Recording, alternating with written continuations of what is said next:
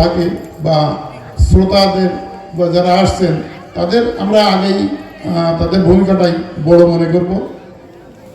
তাদের মুখ থেকে যদি কোনো কথা আসে আমরা সেটা কবি যারা আছেন ওনাদের যাবেন চাইছেন।